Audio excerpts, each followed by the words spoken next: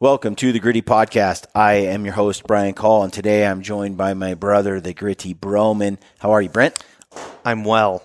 Thank you. Yeah. So today we're going to get into part 3 of The River of Doubt, and we're going to talk about the next leg of the trip. So far, they haven't gone on any excursions. In fact, what we learned from the last one, if you haven't listened to the other two, I'll put it in a quick nutshell for you. It goes like this. Theodore Roosevelt didn't win the presidential election for a third term. He was able to run for a third term because he technically wasn't elected for the first term. He actually got it because President McKinley was assassinated. And he was also, there was assassination attempted on Teddy.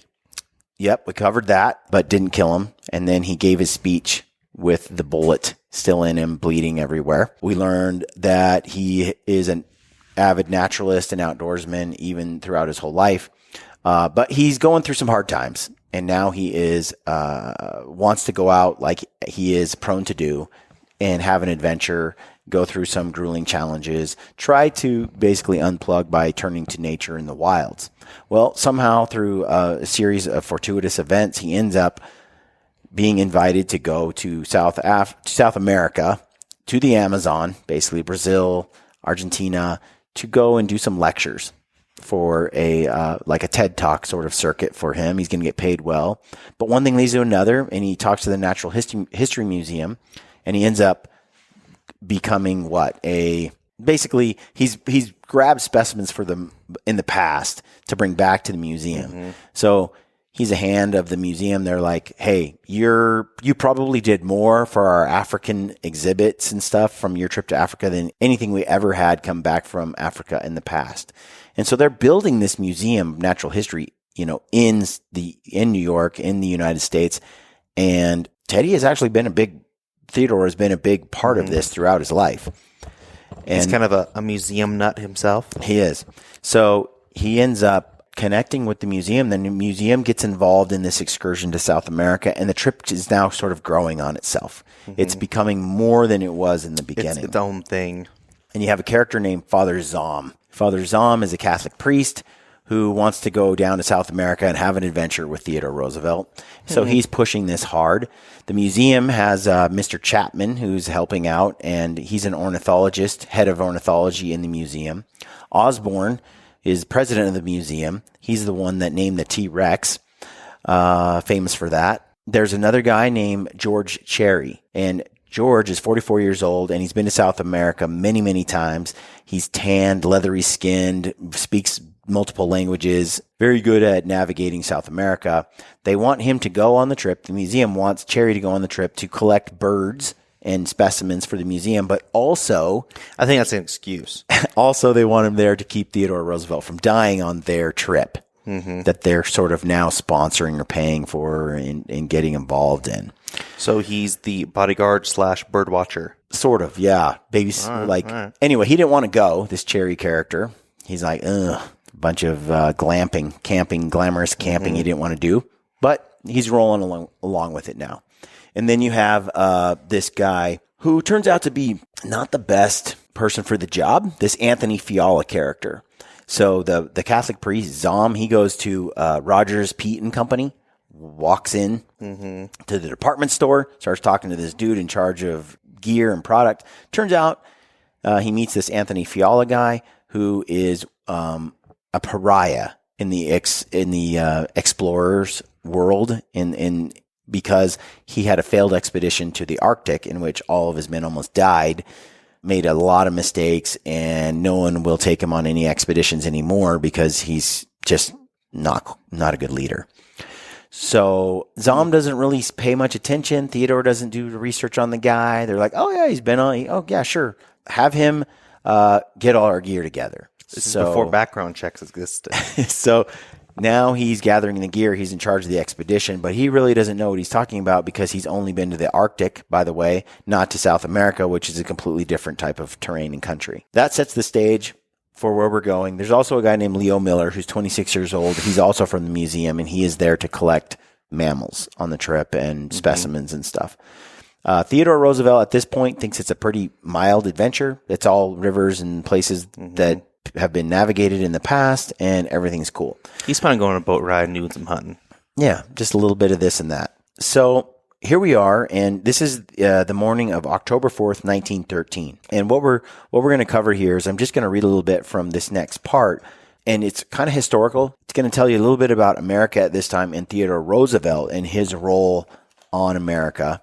Let's get into this. It says, on the open sea. As soon as Roosevelt boarded his ship, joking as he scaled the steep gangplank, that this is where I commence my mountaineering. So Theodore Roosevelt gets on a boat, all right? And he is going to basically sail to South America, all right? This is before the time of airplanes, Brent. Imagine. So he's getting on a boat. That's how you travel to South America. And he's getting ready to go. He's hoping that there's no problems because he is a former president of the United States. As president, Roosevelt had provoked more controversy in South America than in any other region of the world. And although 4 years had passed since he had left the White House, South Americans had not forgotten his policies or his unapologetic imperialism. Roosevelt was an avid proponent of the Monroe doctrine, and he had even attached his own imperialistic twist to it. Enunciated by President James Monroe in 1823, nearly, 90 years earlier, 80 years, the doctrine sent a clear message to any European powers with colonial ambitions in South America that the United States would not stand idly by and allow the oppression, control, or colonization of any country in its hemisphere. The idea was, hey, we as Americans, we're we've got our new country established, and this Monroe doctrine is, okay, we're not going to let any other European countries come in and take over any part of this world. So the French already had a lot of Canada. They're like, that's fine. Mm-hmm. The Spanish had some areas, right? They're like, that's fine. But no new powers, no new colonization we're not going to allow it. We're going to fight you if you do. And in a way, you look at it today, that has protected us. One of the reasons that it's been hard to get into a war with the United States is we're way over here. Mm-hmm. When Nazi Germany was doing the Blitzkrieg and taking over parts of Europe, we were kind of out of the game because we're so far away. We're not easy to attack because we're on a whole nother, just by virtue of our location. So there was a certain strength and power that came from being the powerhouse on this hemisphere and keeping it that way. So this doctrine's in place, and you can see that Roosevelt loves this doctrine and agrees with it. And basically, Theodore says or believed that such an act, by definition, would be considered hostile to the United States for any country to come over and try to take over a place in South America. The doctrine was put to test in 1904 when Germany threatened to use military force against the Dominican Republic in an effort to collect unpaid debts. The small Latin American country turned to Roosevelt, who was then in the last year of his first term in the White House, and they turned to him for protection. In response, the president not only upheld the doctrine but added to it, creating what became known as the Roosevelt Corollary. Whereas the Monroe Doctrine barred Europe from intervening in the affairs of any country in the Western Hemisphere, the Roosevelt Corollary asserted America's right to intervene whenever it felt compelled. If a nation shows that it knows how to act with reasonable efficiency and decency in social and political matters, if it keeps order and pays its obligations, it need fear no interference from the United States, Roosevelt declared as he defined his corollary to Congress on December 6, 1904. Chronic wrongdoing or impotence, which results in a general loosening of the ties of civilized society, may force the United States, however, reluctantly, in flagrant cases of such wrongdoing or impotence, to the exercise of an international police power. Roosevelt went on to add that the Colossus to the north would intervene only in the last resort, meaning the Colossus in the north is basically America, but that did little to reassure South Americans or temper their outrage.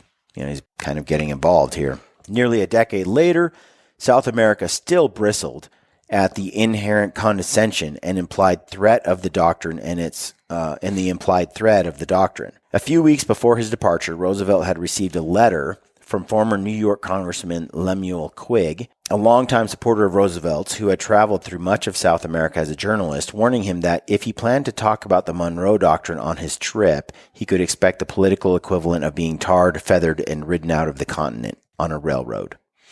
The controversy surrounding the Roosevelt corollary to the Monroe Doctrine had become more acute in the months preceding Roosevelt's departure from South America because the corollary was about to be tested. As Roosevelt prepared to set sail, Mexico was, as he had written to Kermit, bubbling like a frying pan. And Woodrow Wilson faced the unwelcome possibility of being forced to put Roosevelt's theory into action. The Mexican Revolution had been raging since 1910 and had already brought about the forced resignation and exile of one of the country's presidents and the imprisonment and assassination of another. The United States government was concerned about the revolution not only because Mexico was its closest neighbor to the south, or even because thousands of American expatriates were living there at the time, but because Americans had invested millions of dollars in the country. If the revolution continued to spin out of control, Wilson would decide at any moment to intervene, a step that South Americans expected and bitterly resented. Jeez. So you can see there's America is a very powerful world power on the stage here, newer nation, and they're imposing some of their will on South America. And Roosevelt's saying, yeah, we'll get involved if we have to protect the interests of our nation, first and foremost. Whether it be our financial investments that we put into these other countries that are our neighbors, or whether or not someone else comes in and tries to cause some unrest, we're going to get involved. Roosevelt has this America first mentality. Like, it's strong. He's in many ways a populist. That's why he wasn't afraid to just, give the Republican Party the middle finger as he went down the road he thought was best for America. He's criticized for many of these things, just as our current president, but he is definitely an America first and everyone else after that kind of president. People call him an imperialist, meaning, he's all about himself or about our country kind of ruling everyone else. And I think America is keen to give too much away for free, and that we should run America like we do a good family and a good business, and you should put your family first. You should put your business first. And by being strong, you're actually in the long run able to do more for other people than otherwise. So anyway, that's kind of what's going on down there at this time. And if the United States did go to war with Mexico, Roosevelt was confident that his two oldest sons would be among the first to enlist. Theodore Jr. and Kermit had been raised by a father who was almost obsessed by war. The grandfather, whom Roosevelt had idolized, had paid another man to fight for him during the Civil War, and Roosevelt had never gotten over it. It was relatively common at that time for wealthy men to pay poor men to take their place on the battlefield, and Roosevelt's father had taken this route not out of fear but out of respect for his wife, who was a Southerner and whose brothers were fighting in the Confederate Army. But Roosevelt could never understand what he saw as the one flaw in his father's otherwise irreproachable character. He would never miss a war, and neither would his sons. I should regard it as an unspeakable disgrace if either of them failed to work hard at any honest occupation for his livelihood, while at the same time keeping himself in such trim that he would be able to perform a free man's duty and fight as efficiently as anyone if the need arose. Roosevelt had written to the British historian and statesman George Otto Trevelyan after a post-Africa tour of Europe with Kermit in 1910. The importance of a Latin American conflict loomed particularly large for Kermit, who had embraced the region and was quickly earning a reputation for himself in Brazil as a disciplined and high-minded young man. Thin and fair, with high cheekbones and deep-set eyes, Kermit did not look much like his heavy-featured father, nor did he have the elder Roosevelt's big, boisterous personality. But it was often said that he was, in many ways, more like his father than any of Roosevelt's other children. Not only did he love nature, he loved to learn. He was a voracious reader, and he had an uncanny ability with languages. By the end of his life, Kermit spoke Arabic, Urdu, Hindustani, and Romani, not to mention French, German, and Spanish. He read Greek in the original, had earned his porter's respect and gratitude in Africa by learning Swahili and was now speaking Portuguese like a native Brazilian. I have the internet. I'm retarded. Like, how do they do this? Well, I learned another language. And it's hell. I went to Japan. I lived there 2 years. I was a missionary there.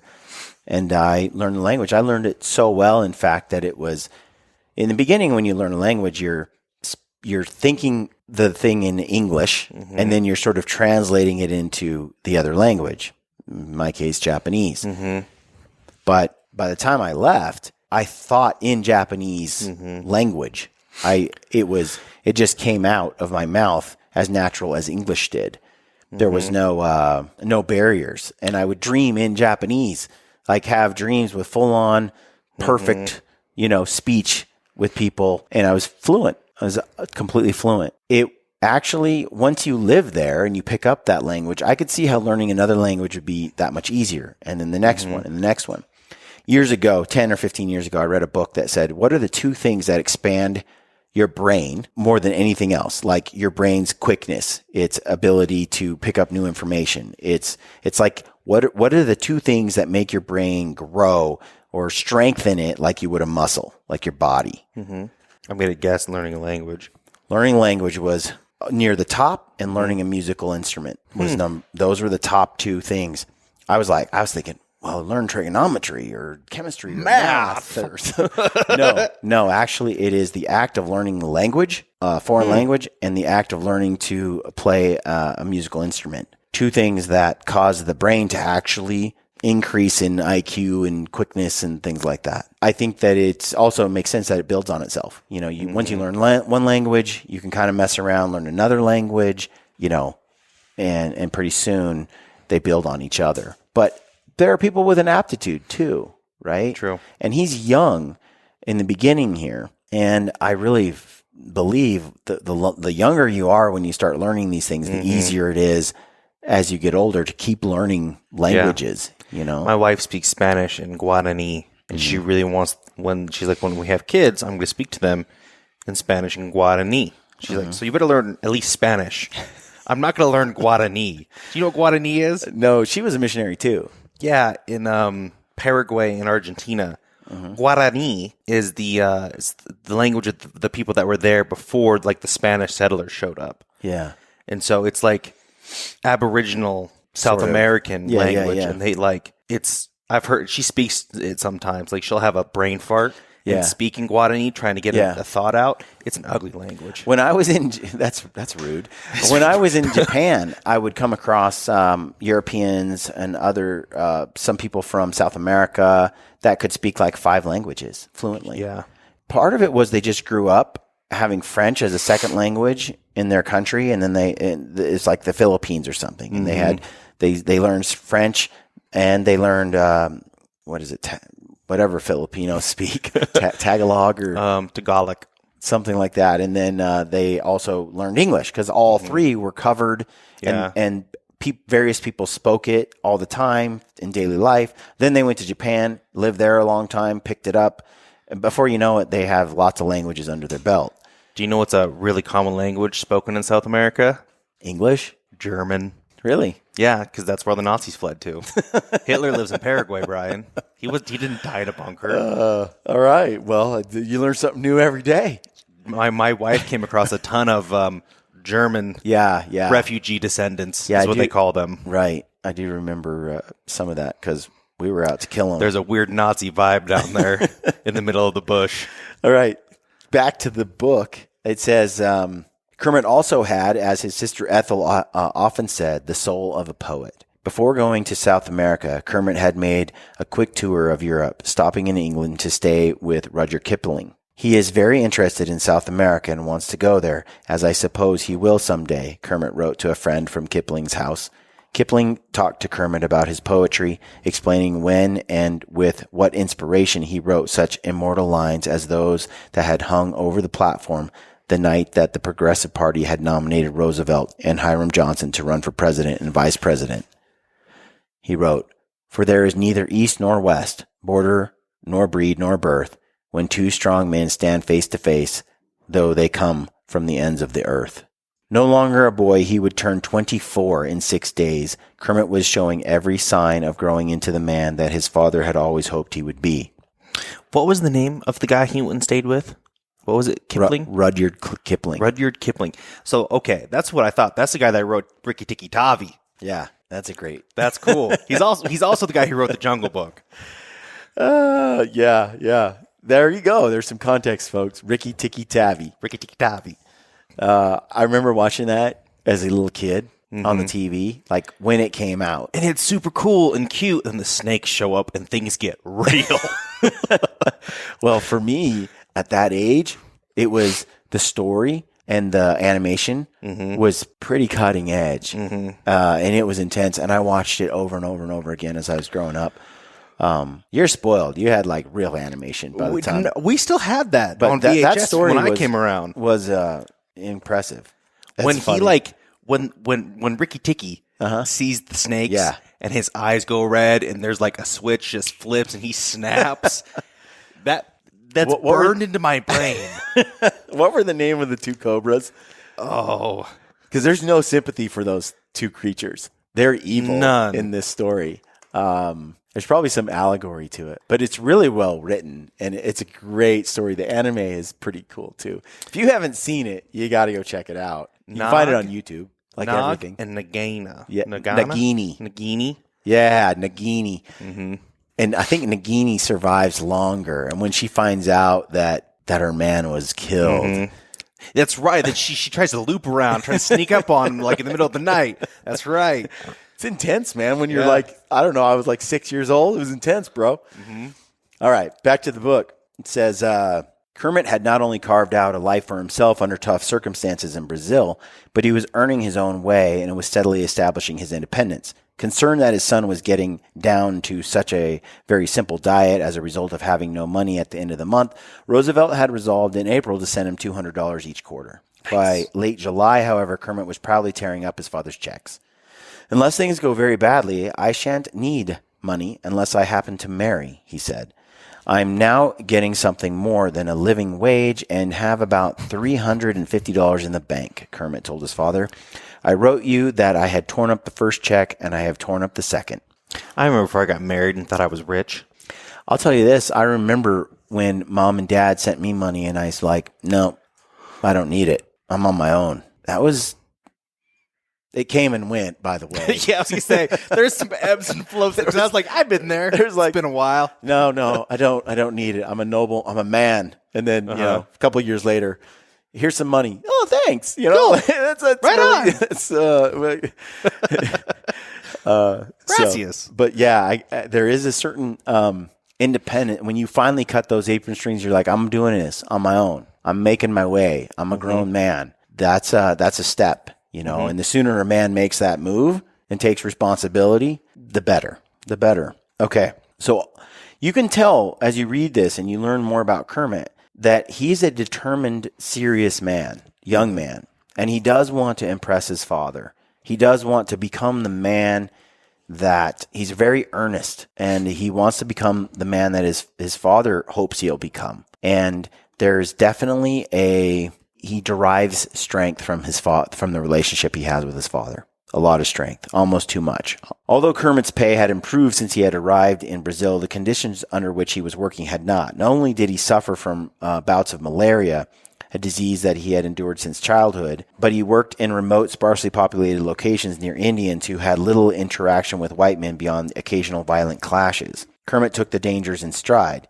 In a letter he wrote home the previous fall, while he was working for the Brazil Railway Company, he had mentioned offhandedly that they had 3 derailments in a single week. Twice it was a big boxcar that went off, and once it was the engine, he wrote. Only one of them amounted to anything, and there we very nearly killed our cook. A few weeks later, he mentioned that he did not think he would be able to do much hunting for a while, for the Indians are up and have killed several engineers with their longbows. That's not a place I want to live. Well, what's funny about that is, the idea that you're out working for a tough wage and you're getting malaria and you're fighting through some things and you're in South America, and you could get killed by an Indian killing you with a longbow. It's a lot different than, today my daughter going to Lagoon. I think what they needed to do, Brian, was practice some social distancing. That would have solved the malaria and the arrow problem. Yeah, right. I feel like, people need to read a little more history, because their idea of justice and fairness is, it's like, yo, you don't realize how good we have it. It's almost like they have no concept of history and what it was like even 100 years ago. 200 years ago, a totally different world. All right, so he's trying not to get killed by Indians. The book says that summer, Kermit had nearly been killed when a bridge had collapsed while he was working on it, and he had fallen 35 feet into a dry, rocky ravine. Oh. It wasn't anyone's fault, he had written to his parents, just the chances of the game. But even he had to admit that it had been an incredibly close call. I was bounced about like a ball, he wrote. I didn't think I had a chance in a million, and nor did anyone else. From the bottom of the ravine, injured and stunned, Kermit had watched as the massive bridge, trailing steel guy wires, plummeted towards him. But he could not move fast enough to get out of its way. He lived to tell the story only because the bridge miraculously fell just short of him. He walked away from the accident with 2 broken ribs, 2 missing teeth, and a partially dislocated knee, and was, he told his father, somewhat scarred on head and hands, which looks bad and means nothing. You fell off a roof, right? Yes. How tall was that roof? I fell off twice. Yeah? Yeah. So Same roof? So, I mean, another tangent. I'm sorry, but I did roofing for like 4 years, 3-4 years. And, strong guy. I'm pretty agile on a roof. So Travis and I, my brother-in-law, we started a construction company. This is while we were in college. We tried to roof a house on a Friday, Saturday, and then be back to school, by the end of the weekend. And we were flying. We were trying to roof a couple houses because you could get paid multiple thousands for roofing. So we took our skills that we learned. You could go to school, work on the weekends, and not be in debt. And have a lot of money. That's why today when I have people sit there and whine about getting their college debt paid for, it's like, dude, how do you make it fair for people like me who I went and put in 14, 15-hour days on a Friday and a Saturday so I could be back Donated for church plasma twice a week on Sunday, right? And then also do my studies. And I went to a college that was within the means of making that possible. So I would graduate without massive amounts of debt and a degree that was useful. And I didn't go into knitting studies. I actually studied something that I knew would pay. Like, Brian, it's crocheting. They don't have knitting studies. Anyway, the long story short is there is no good answer. You get my point that there is this idea about what's fair in life today that's really warped, Look at what he almost dies doing some construction. That's actually pretty common back in those times, right? Dying is pretty common. But he's like, yeah, I'm somewhat scarred on my hands and head, but looks bad, but doesn't mean anything. Like everything's fine. Hands work. Kermit was tough, fearless, and independent, but as his parents well knew, he was not vulnerable to setbacks or disappointment. Of all of Roosevelt's children, Kermit was the most sensitive. Even in childhood, he had a quiet, brooding disposition that gave him a gravitas that was startling for his age. Kermit was a very solemn little boy, his older brother Theodore Jr. recalled. He was not talkative. As a result, when he said anything, it gave the impression of a carefully weighed, accurate statement. Kind of reminds me of Lampers. Although he did not mind the difficult and dangerous conditions under which he worked in Brazil, the isolation from everything and everyone he knew had begun to wear on him. He even admitted to his father that just the sight of his parents' proposed itinerary for South America had made him tremendously homesick. Perhaps it was his loneliness, as much as anything else, that had led Kermit to fall in love with a girl he hardly knew and had not laid eyes on for more than a year. Her name was Belle Willard. And she was, as one admiring newspaper account put it, fortunate in having been able to live up to her name. Petite and blonde with what the New York Times referred to as clear-cut features. Belle was a heiress to a family fortune and the oldest daughter of Joseph Willard, the newly appointed American ambassador to Spain. Kermit had met Belle when his sister Ethel invited her to Sagamore Hill one summer.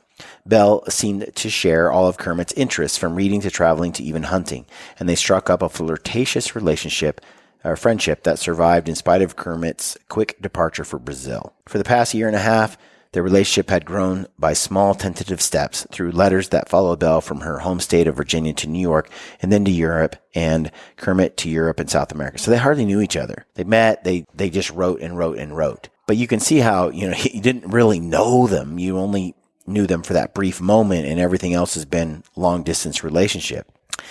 Goes on to say that Kermit enjoyed his gypsy life in Brazil, but he never forgot Belle. On the contrary, he often worried that she would forget him. No letter from you for oh so long. I'm afraid you've got engaged or married, he had written, only half jokingly, from Brazil in March. I suppose I shall have the formal announcement the next time I get the mail. Although he was looking forward to seeing his father, Kermit was saving his vacation time for Belle. I don't want to ask for any holidays, he had written to her, so that when you come, I can have a good right to ask for one. He's in for this girl. Mm-hmm. Kermit planned to meet his father in Bahia, a beautiful coastal town in central Brazil, but he did not plan to join him on his trek into the Amazon, nor did Roosevelt expect him to. Kermit had been the perfect companion in Africa. He's hardworking, uncomplaining, and independent, but he was a man now, and he had responsibilities that precluded such light-hearted excursions as this. Roosevelt did not think his son would be missing much. Besides, it won't be anything like our Africa trip, he said to Kermit in June. There will be no hunting and no adventures, so that I shall not have the pang, and I otherwise wouldn't be talking to you, blah, blah, blah. Little does he know what is in store. So that gives you a little flavor for Kermit, his son Kermit. And for those that don't know, Kermit lives a pretty tough life down the road. His father dies a few years after this trip. Fights in a lot of wars. War after war. Serves. But he struggles with this despondent depression that he kind of battles with throughout his whole life. And unlike Theodore also suffered quite a bit from depression, but he was able to overcome it with probably his more extroverted personality. He was more capable of getting outdoors and turning his melancholy into happy times. But the Roosevelt family all struggled with these sort of serious, despondent moods at times. It's definitely a genetic tendency to be deep thinkers, to maybe suffer from bouts of depression. And Kermit suffers from that throughout. At the same time, he is a stalwart, hardworking, impressive, tough man. And makes you wonder, what demons he suffered inside his mind versus outside. And, he's a remarkable young man, remarkable man in general, but he does struggle. And you'll see that unfold as we go throughout the book here. Anyway, so basically we're going to end the podcast right about here. He meets up with his father and they start to talk, and we're going to get into where that leads next. But basically, the next thing we're going to get into, how did the plans change? How did they go from this, ho-hum journey, this easygoing thing, to a full-on legit expeditions? And as the book said, Kermit wasn't planning on going, but somehow or another, Kermit ends up on the expedition, and it's a good thing he does, because he ends up being like the hero of this expedition. It's incredible. Have you seen the pictures of him that they have from the expedition? I have, but it's been a long time. You're a thick beard. Yeah. They all had some major beards for sure. But the story's about to get interesting. So hang with us. We're getting there. We're about to dive into, we might just skip ahead to, and I'll backfill with the next show, but get ahead to some nitty gritty stuff as they move out on this journey. But that kind of paints all the characters for you, gives you a feel of the context leading up to this, the personalities involved. You got a little taste of Kermit now. You know Theodore already. You know the other people a little bit on this expedition and where it's headed. Like the book said, as long as the plans don't change, everything's going to be fine. That's it. But they do change, and they change drastically. And Kermit ends up on this journey. And then next thing we're going to get into is the actual journey. So stick with us. Thanks for tuning in. Do us a favor. Use the code Gritty at Mountain Ops. You like what we're doing? That always helps us out. Sissy Sticks, get yourself some trekking poles. Check out the coupon codes below. Sheep Feet, if you need some custom orthotics for your hiking and such, get some of those. Our class, the E-Class with Mark Livesey. Don't want to miss that. Treeline Pursuits, if you haven't bought that yet. If you have bought it, leave us a comment about how much you like it, because I know you do, because it's so good. Alpaca Rafts, all the companies, Seek Outside, Valkyrie, all of that helps us out. Find that link below in the description field of our YouTube videos. And thanks for tuning in. Stay gritty.